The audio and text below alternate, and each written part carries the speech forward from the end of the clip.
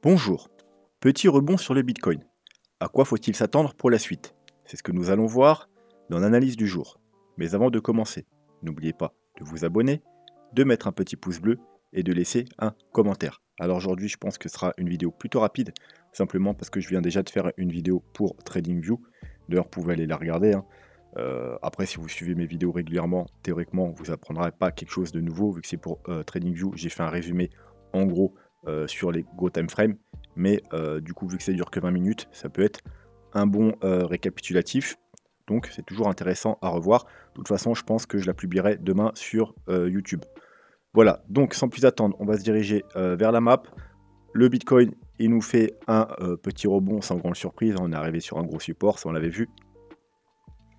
Du coup, il y a certains altcoins, ils en profitent pour rebondir un peu plus profondément, notamment Wave, Luna, Saitama, Shiba, Osmo, qui nous font entre des 8 jusqu'à 17%. Voilà.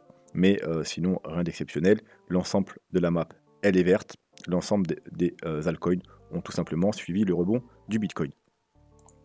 Le Bitcoin, qu'a-t-il lui? Donc on va commencer en 4 heures. Donc qu'est-ce qu'on a? Déjà, on avait vu qu'on avait des divergences haussières qui mettaient en place. On avait la première ici sur ce bottom ici. Vous voyez, on fait un plus bas, on fait un plus haut, suivi d'une deuxième. On a refait encore une fois un plus bas et encore une fois un plus haut. Donc double divergence haussière. On est parti rechercher un gros niveau de support. C'est la ligne bleue qui est ici. Alors la ligne bleue, c'est quoi? C'est tout simplement, je vous ai représenté, la moyenne mobile 3 jours, 200. Donc, hop, je vais vous montrer rapidement. Hop. On va s'enlever les moyennes mobiles qui ne nous servent pas. Ah voilà, c'était tout simplement la moyenne mobile 200 qu'on est reparti rechercher parfaitement. Vous voyez, alors là, j'ai pas beaucoup d'historique du coup parce que je suis sur le graphique de Binance. Mais voilà, c'est une moyenne mobile plutôt pertinente. En général, la plupart du temps, les bottoms, alors du coup, je vais peut-être vous mettre un autre graphique. Voilà. Les bottoms des tendances baissières se font sous cette moyenne mobile. C'est la meilleure période pour accumuler. Bref, là, on est juste au-dessus. C'est pas parce qu'à chaque fois on est allé au-dessous que ce coup-ci, on est obligatoirement obligé de la casser. Si ça arrive, de toute façon, ce sera juste un signal pour vous dire bon, bah, je commence à accumuler parce que voilà, on est sûrement dans la meilleure zone d'achat possible pour du long terme. Mais quoi qu'il en soit, on est quand même sur un support. Alors, on a déjà eu un gros rebond.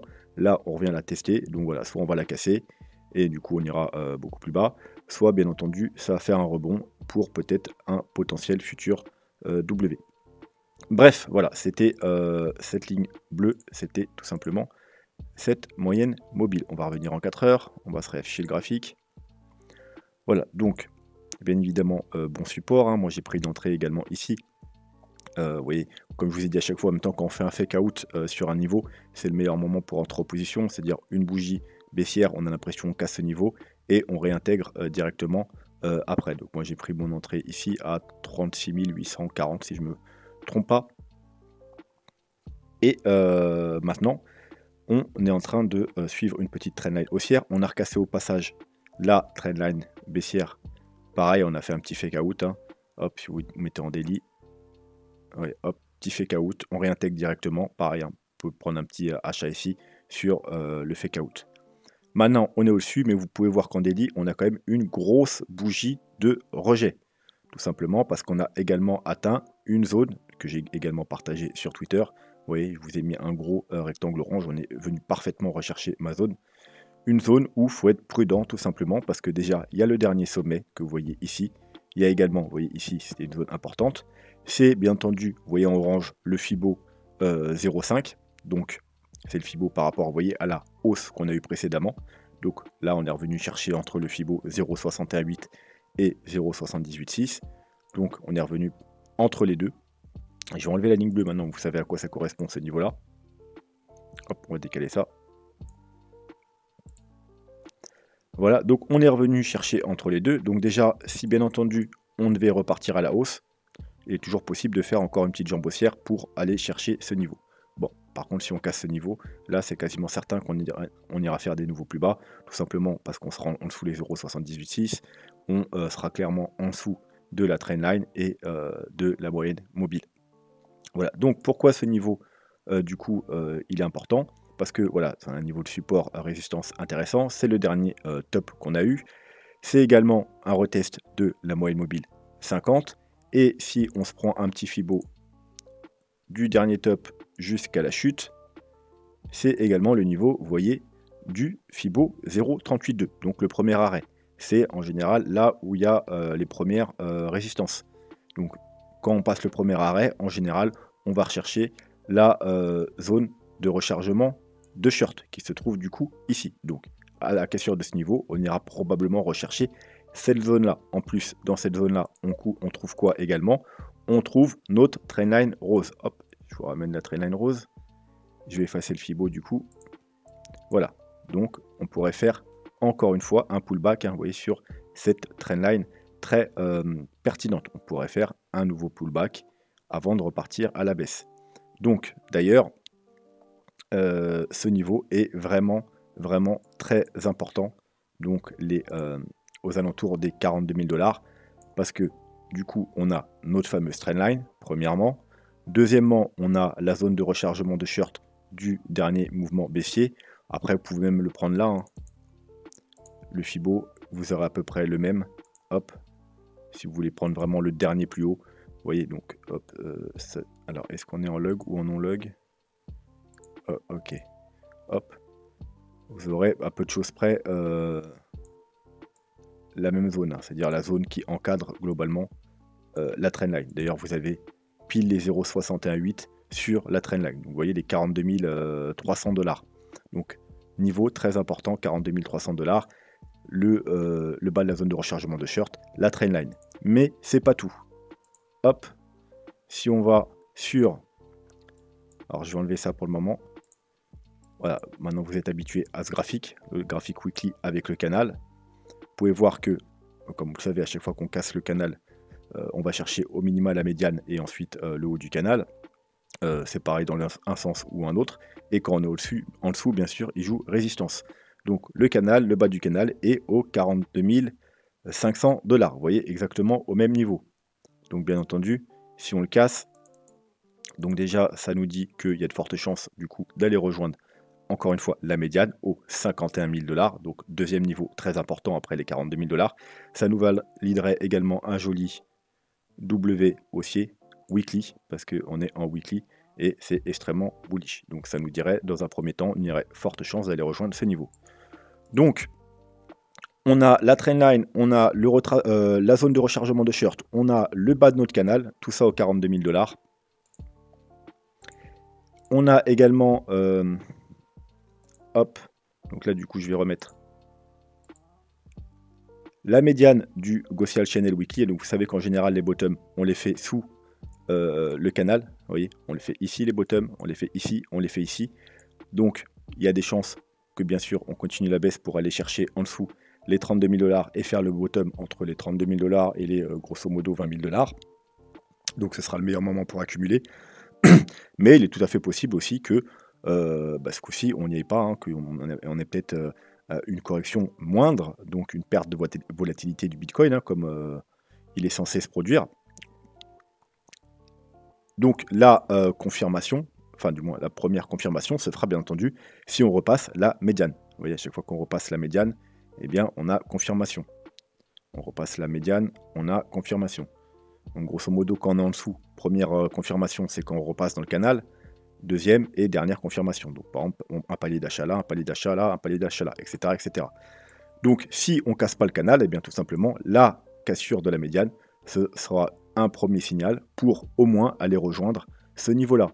Ce niveau-là qui se trouve au environ, encore une fois, 51 000, 52 000 $. Donc ça nous dit exactement la même chose que le graphique, que si on cassait, et encore une fois, vous voyez la médiane, elle est à hop, 42 400 $, vous voyez toujours autour des 42 500 $. Donc si on casse le niveau des 42 500 $, on ira potentiellement rejoindre les 51 000, 52 000 $. Voilà. Et pour finir, encore une fois, on va rester en 3 jours. Et vous pouvez voir que on a là, comme on a vu, on en appuie sur la moyenne mobile 200. La première moyenne mobile importante à casser, vous savez, c'est le MA 21. Et le MA 21 se trouve aux alentours des 42 400 $. Encore une fois, le même niveau des 42 500 $. Voilà, donc 42 500 $, gros niveau à abattre à faire une clôture, bien entendu, hein, ce qu'on veut, c'est du weekly. Une clôture weekly, c'est-à-dire qu'on aura passé tous les niveaux importants que je viens de vous donner et on validerait au passage un joli W weekly. Voilà. Et la première target, bien entendu, seront les 51 000 $, donc la médiane de notre canal, mais également, par exemple, hop, également Ishimoku. Alors on va s'enlever le graphique. Ishimoku Weekly. Vous voyez, en gros, hop, si on arrivait à tenir ces niveaux-là, donc le bas du nuage, eh bien, la target, c'est la Kijun Weekly, encore une fois, aux 51 000 $. Après, si on met en 3 jours l'Ishimoku, vous pouvez voir que la Kijun, elle, se trouve encore une fois vers les 42 500 $. Donc, gros niveau de résistance. Donc, on repasserait bullish en 3 jours sur Ishimoku. Si on repasse les 42 500 $. Donc, gros niveau à battre, 42 500 $. Si on les casse en weekly, direction les 51 000 $. Si on casse les 51 000 $, bien entendu, l'objectif ensuite sera tout simplement eh bien, notre zone de rechargement de short, donc aux 55 000 $ jusqu'aux 61 000. Mais si on casse déjà les 55 000 $, il y a déjà de fortes chances que le rebond ne soit plus un rebond, mais une reprise de la tendance haussière. Mais bien sûr, voilà, on aura encore plus de conviction si on casse les 61 000 $. Et je pense que ce sera tout pour l'analyse. Maintenant, on va regarder un petit coup d'œil sur les vagues d'Elliott. Donc, vous le savez, on est dans le plan dans une vague 1, 2, 3. Là, on est en train de faire une 4 en ABC en flat. Et ensuite, on cherche d'ailleurs le bas de notre 4. Et ensuite, on aura une vague 5 pour faire un nouveau plus haut et pour terminer cette tendance haussière. Long terme. Donc, on a vu qu'on était potentiellement sur un bottom, et je dis bien potentiellement parce que le graphique nous crie sur les grands time frames qu'il y a de fortes chances qu'on aille plus bas, mais on est potentiellement sur un bottom. Donc, aujourd'hui, on va faire l'analyse bullish. N'oubliez pas que là, je vais vous présenter le scénario bullish, mais que bien entendu, comme je vous ai dit, le graphique nous dit qu'il y a quand même de grosses probabilités qu'on aille plus bas. Donc, il ne faut pas oublier les scénarios bearish. C'est-à-dire, soit, vous voyez là, on a fait A, B, C, donc un mouvement en 3 vagues, donc une correction. Hop, la correction de ce mouvement-là est finie. On a été rechercher pratiquement les 0,38,2, donc le premier arrêt. Et là, tout simplement, on a commencé un mouvement baissier, donc on va avoir 5 nouvelles vagues baissières pour aller beaucoup plus bas. Soit ce mouvement A, B, C, c'était tout simplement la première vague, hop, d'une W. Là, on est en train de faire une X. Et ensuite, on aura une Y potentiellement pour aller rechercher, pourquoi pas, justement, les 51 000 $. Et là, tout le monde va s'enflammer. Malheureusement, ce sera juste la fin de la correction de ce mouvement. Et ensuite, on repartirait à la baisse pour aller faire des nouveaux plus bas ou à minima un double bottom. Donc, n'oubliez pas ces scénarios en tête, hein, les scénarios bearish.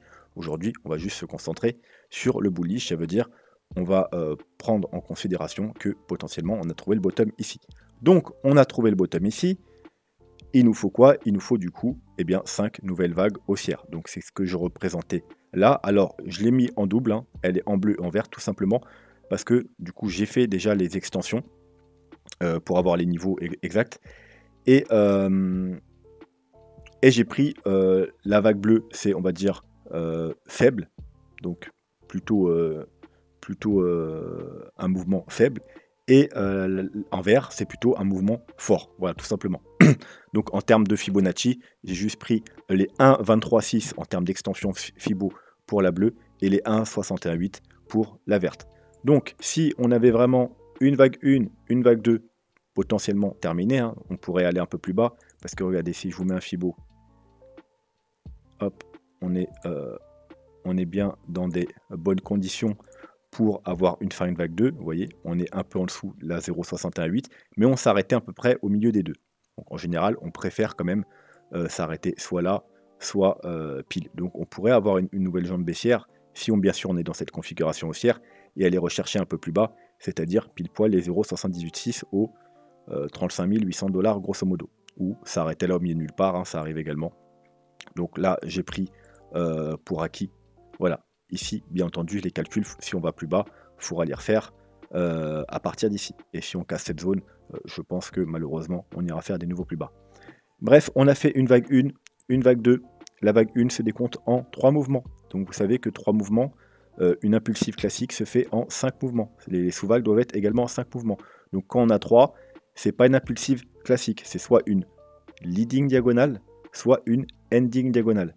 Donc ça nous dit quoi déjà sur le long terme?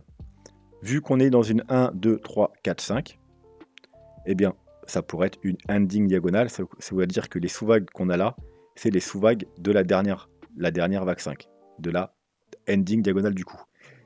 Et si on est dans ce cas figure, eh bien, je vous annonce qu'on n'ira pas beaucoup plus haut que ces 2 derniers sommets. Voilà, parce que vous voyez, au pire, le scénario bullish chez la verte, 1, 2, 3, 4, 5, tout simplement. Donc là, on irait rejoindre potentiellement les, à peu près la zone de rechargement de short, d'ailleurs, les 56 000 $, vous savez qu'elle est aux 55 000 $, la zone de rechargement de short. Une petite correction, on a une forte 1, vu qu'on a dépassé les 0,61,8, donc on aura une faible 4, donc théoriquement au maximum, on irait ensuite rejoindre environ les 49 000 $, et ensuite faire notre vague 5 pour aller rejoindre soit ici si la vague 5 est faible, donc aux 73 000 $, si la vague 5 est aussi forte que la 3, rejoindre l'extension 1,61,8, on irait jusqu'aux 81 000 $. Et malheureusement, ça terminerait du coup notre ending diagonale. Ça, c'est la première possibilité. Deuxième possibilité, on n'est pas dans une ending, mais dans une leading. Ça veut dire quoi? Ça veut dire que cette vague-là, c'est juste la première vague de la sous-vague de la 5. Donc, hop, et on va mettre... On peut pas mettre changer la couleur maintenant? C'est pas grave. Donc, ça veut dire que ce mouvement 1, 2, 3, 4, 5, c'est seulement, et là par exemple je vais prendre la version faible, la première vague, donc une leading diagonale.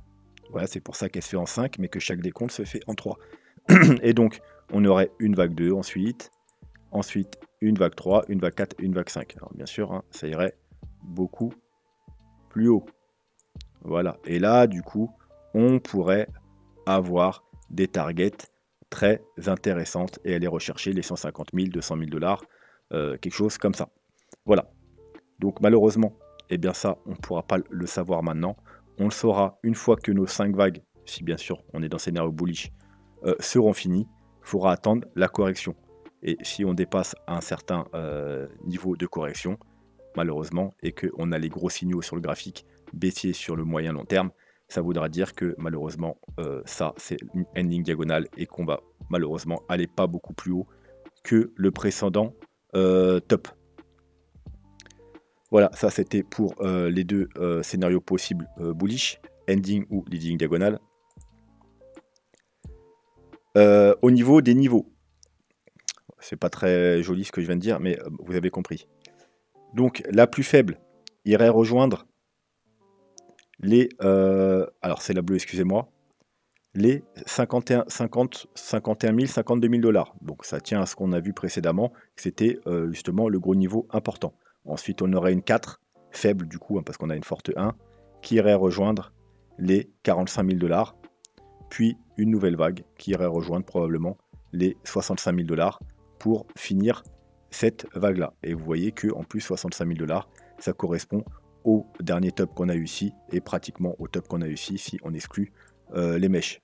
Donc voilà, et là, ce serait normal du coup que la vague 5 se finisse là, et qu'on aille à partir de là, soit une correction, pour aller faire, si on est dans une vague 1, 2, 3, 4, et du coup, beaucoup de gens paniqueraient, penseraient qu'on fait, vu qu'on repart à la baisse, qu'on fait un triple top, et en fait, ce serait juste la correction de la vague 2 pour faire les autres vagues.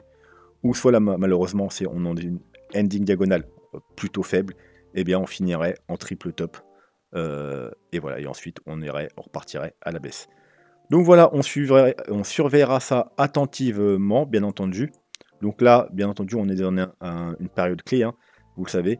Parce que si vraiment on redescend à la baisse là et on casse les 78,6, eh bien ces scénarios-là, malheureusement, on va devoir l'oublier et on sera du coup plutôt dans le scénario bearish. On pourra peut-être même oublier le scénario de la WXY. Donc on ira potentiellement rejoindre directement plus bas. Et en gros, on serait dans le scénario tout simplement celui-ci. Hein, on a fait une ABC et c'est déjà fini. La correction de ce mouvement-là est terminé. Et là, on entame une série de vagues baissières pour aller chercher les niveaux plus bas, donc les 26 000, 25 000, 20 000 dollars, quelque chose comme ça. Voilà, sur ce, je pense que ce sera tout. N'hésitez pas à me demander des altcoins. Je pense que je vais refaire une vidéo là après sur les altcoins. J'ai pas eu le temps hier. Donc voilà, demandez-moi les altcoins que vous voulez que j'analyse et je me ferai un plaisir de les analyser. Sur ce, on s'abonne, un petit pouce bleu, un commentaire et je vous dis à demain. Bonne soirée. Tchuss.